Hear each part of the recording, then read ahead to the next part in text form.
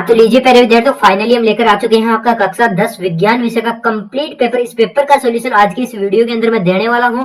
तो प्यारे विद्यार्थियों, वीडियो को आपको देखना है अंत तक है। अभी तक चैनल को सब्सक्राइब नहीं किया तो कर लीजिए सब्सक्राइब, और यहाँ पे बचाने वाले हुए आपके सभी सब्जेक्ट आपको इसी चैनल पर मिलने वाले हैं, सभी सब्जेक्टों के पेपर। यहाँ पे अनुक्रमांक आपको अंकों में लिखने हैं, यानी गणित में लिखने हैं। यहाँ पे अनुक्रमांक आपको शब्दों में लिखने हैं, यानी कि हिंदी में लिखने हैं। कुल प्रश्नों की संख्या आपकी 23 रहने वाली है, पूर्णांक आपके 70 रहने वाले, कुल मुद्रित पृष्ठ आपके 4 है, और समय आपका 3 घंटे और 15 मिनट रहने वाले। क्लास 10वीं अर्धवार्षिक परीक्षा परीक्षा 25-26 का ये पेपर है। क्लास 10वीं हाफ ईयरली एग्जामिनेशन 25-26 विज्ञान साइंस का पेपर है। 1002 अपने पेपर के कोड देख सकते हो, या आपके स्कैनर देख सकते हो। पहले विद्यार्थियों, यहाँ पे देखिएगा सामान्य निर्देश दिए गए हैं, यहाँ पे जनरल इंस्ट्रक्शन दिए गए हैं। यहाँ पे परीक्षा के प्रश्न पत्र को पहले अपने पृष्ठ में अनुक्रमांक अवश्य लिखें। प्रत्येक प्रश्न के सामने अपना अंक बाहर अंकित है ना। और यहाँ पे देखिएगा निर्देश में आपको दिए गए सभी प्रश्न हल करने अनिवार्य हैं, आपको सभी प्रश्न हल करने अनिवार्य हैं। और दूसरा बोल रहा है कि जिन भी प्रश्नों का आंतरिक खंड है उन सभी के उत्तर एक साथ लिखने हैं। पहला देखिएगा सेक्शन है जो कि खंड ए आ जाता है। पहला बोला निम्नलिखित तो बहुवचनात्मक जो कि आपको ऑब्जेक्टिव क्वेश्चन दिए गए, इनके ध्यान लेना है। और यहाँ पे देखो अंक बार सामने अंकित है, यानी कि प्रत्येक प्रश्न एक अंक का है। पहले प्रश्न के जितने भी हैं वो एक अंक के रहने वाले हैं। तो प्यारे बच्चों देखिएगा, पहला प्रश्न आपसे बोल रहा है कि कौन सा हार्मोन रक्त शर्करा स्तर का नियमन करता है। तो बताना है कि कौन सा हार्मोन करता है। तो इसमें राइट आंसर हो जाएगा आपका इंसुलिन, यानी कि बी वाला बिल्कुल क्या हो जाएगा भाई, करेक्ट आंसर हो जाएगा। पर बच्चों अगला प्रश्न देखिएगा, कौन सी अंतःस्रावी ग्रंथि शरीर की वृद्धि के लिए उपापचय का नियमन करती है। थाइमस ग्रंथि, या फिर थायराइड ग्रंथि, या फिर एड्रेनल ग्रंथि, या फिर अग्नाशय।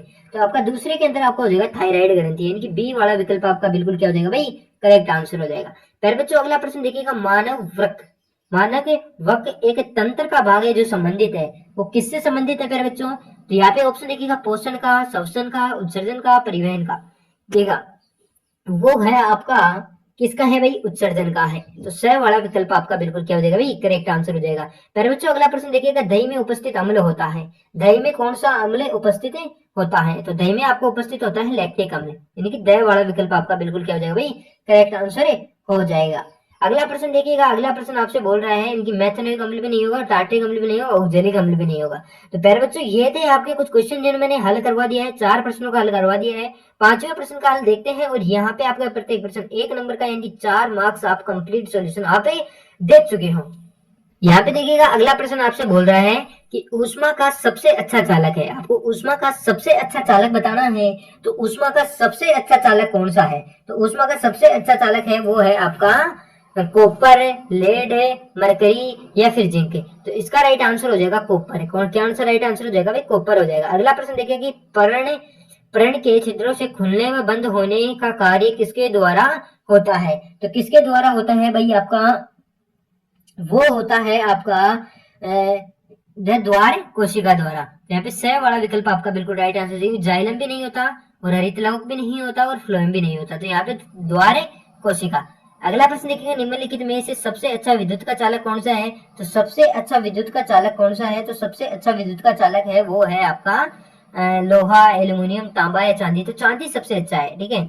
वह वाला विकल्प आपका राइट आंसर हो जाएगा। फिर बच्चों अगला प्रश्न देखिएगा, सूर्य के कारण उपस्थित सिल्वर क्लोराइड का वियोजन उत्सर्जित गैस है। तो यहाँ पे आपको उत्सर्जित गैस बतानी है। तो उत्सर्जित गैस हो जाएगा आपका Cl2। अब बच्चों आपको कैसे पता है कि Cl2 है? तो मैं इसकी आपको एक रिएक्शन बताता हूँ। यहाँ पे होता है 2AgCl, 2AgCl। तो यहाँ पे जाके क्या हो जाएगा, यानी कि 2Ag टूट जाएगा। क्या टूट जाएगा? 2Ag टूट जाएगा, प्लस क्लोरीन निकल जाएगा, तो Cl2 आ जाएगा। तो यहाँ पे राइट आंसर कौन सा होगा भाई, Cl2 ही तो होगा। यहाँ पे CO2 से नहीं निकला, O2 भी नहीं निकला, H2 भी नहीं निकला, तो Cl2 आपका बिल्कुल क्या हो जाएगा भाई, करेक्ट आंसर। ये सिल्वर क्लोराइड का हमने सूत्र लिया, ये देखो अभिक्रिया को बैलेंस करने के लिए ये लगा दिया, ठीक है। अगला प्रश्न देखिएगा, अगला प्रश्न आपसे क्या बोल रहा है कि जठर रस का पीएच मान होता है। तो जठर रस का आपको पीएच मान बताना, लगभग 1.2, 7, 7.4, या फिर 10। तो कितना होता है मेरे प्यारे विद्यार्थियों, ये आपको लगभग 1.2 होता है, यानी ए वाला विकल्प आपका बिल्कुल क्या हो जाएगा भाई, करेक्ट आंसर हो जाएगा। अगला प्रश्न आपसे बोल रहा है कि अग्रिम सूर्योदय व विलंब सूर्यास्त के कारण सूर्यास्त का कारण है, ये बताना है आपको। तो सूर्यास्त का कारण कौन सा है? वायुमंडलीय अपवर्तन है। पहले बच्चों अगला प्रश्न देखिएगा, आपसे बोले रिक्त स्थान की पूर्ति करना है। प्रत्येक प्रश्न आपका 1 अंक का होने वाला है। और यहाँ पे देख सकते हैं हार्मोन की खालिस्तान, हार्मोन की क्रिया को खालिस्तान क्रियाविधि नियंत्रित करती है। हार्मोन की क्रिया को खालिस्तान क्रियाविधि क्या करती है भाई, नियंत्रित करती है। तो खालिस्तान करती है तो करती है वो करती है पुनर्भरण, यानी कि पुनर्भरण। ठीक है, यहाँ पे आपका पुनर्भरण आपका बिल्कुल क्या हो जाएगा भाई, राइट आंसर हो जाएगा। अगला प्रश्न देखिएगा, अगला प्रश्न आपसे बोल रहा है कि शाखाविन आहार श्रृंखला से बना जाल कौन सा जाल कहलाता है भाई, आपका कहलाता है आहार जाल। कौन सा जाल कहलाता है, आहार जाल कहलाता है, आहार जाल कहलाता है। अगला प्रश्न देखिएगा, अगला प्रश्न आपसे क्या बोल रहा है कि विद्युत धारा का ऐसा ही मात्रक कौन सा है, तो विद्युत धारा का ऐसा ही मात्रक है वो है आपका एम्पियर,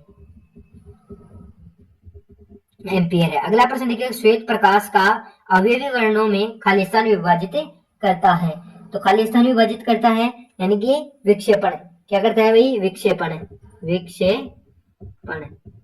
अगला देखिएगा, अगला आपसे बोल रहा है कि किसी गोले दर्पण की फोकस दूरी की वक्रता त्रिज्या खालिस्तान होती है, तो कितनी होती है भाई, एफ बराबर आर बाई 2।